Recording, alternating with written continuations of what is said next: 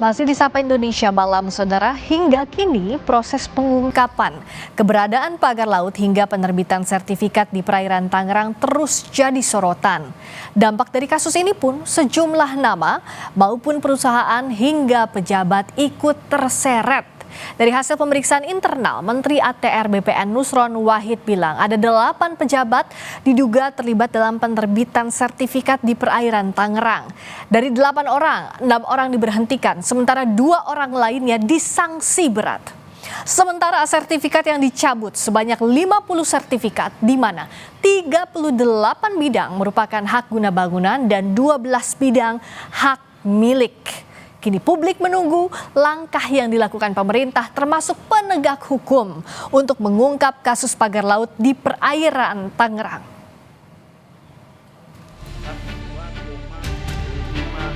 Menteri ATR Kepala BPN Nusron Wahid menyebut ada 8 oknum kantor Tanah Tangerang yang disanksi karena menerbitkan sertifikat di Laut Tangerang. Saat rapat bersama Komisi 2 DPR, Nusron menyebut Kementerian ATR telah mengaudit investigasi penerbitan sertifikat Laut Tangerang. Nusron menyebut 8 orang oknum kantor Tanah Tangerang saat ini sudah menjalani pemeriksaan oleh inspektorat dan 6 diantaranya dicopot.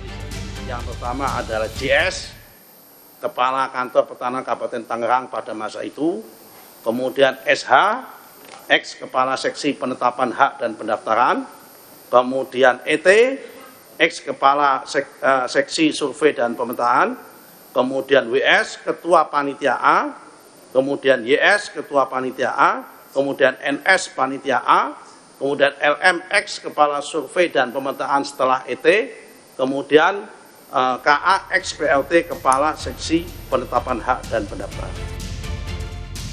Menurut Menteri ATR, ada 263 hak guna bangunan di Laut Utara Tangerang dengan luas lebih dari 390 hektar. PT IAM dan PT CIS memiliki jumlah bidang yang terbanyak, masing-masing 234 dan 30 hektar, dengan luas 376 hektar lebih. Adapun hak milik ada 17 bidang, dengan luas mencapai 22 hektar lebih. Menurut Menteri ATR, dalam 4 hari menangani kasus sertifikat hak atas tanah di Laut Utara Tangerang, ada 50 sertifikat yang telah dibatalkan. Ada 38 hak guna bangunan dan 12 sertifikat hak milik. Menteri Nusron mengklaim jumlah ini kemungkinan akan bertambah.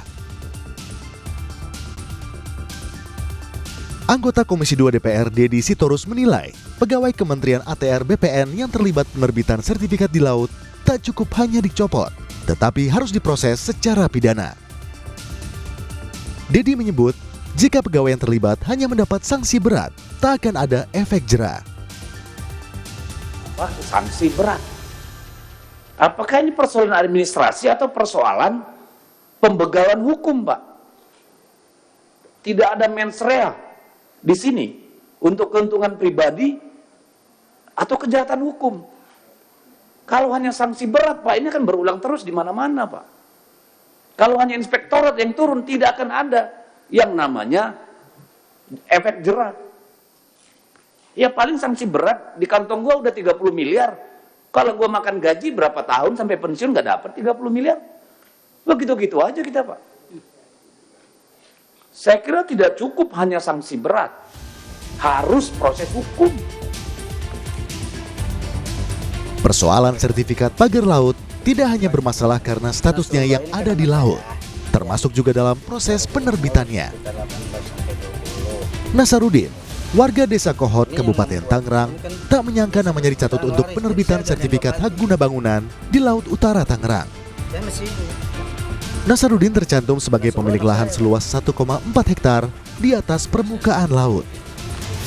Nama Nasarudin tertera sebagai pemilik lahan dalam sertifikat yang diterbitkan BPN Kabupaten Tangerang 23 Desember 2024. Lot ini yang tertera sini 14978. 1,4 hektar. Tapi sebelumnya Bapak itu punya lahan di daratan atau? Saya sama sekali nggak punya, Pak. Semeter pun saya nggak punya. Kalau di laut? Kalau di daratan? Di darat pun saya nggak punya. Tidak punya. Apalagi itu di laut. Itu laut kan laut negara, Pak. Tapi tiba-tiba ada penerbitan itu, Pak. Iya itu. Tim advokasi warga saat ini berusaha mengumpulkan data warga yang data pribadinya diduga dicatut untuk pembuatan sertifikat HGB.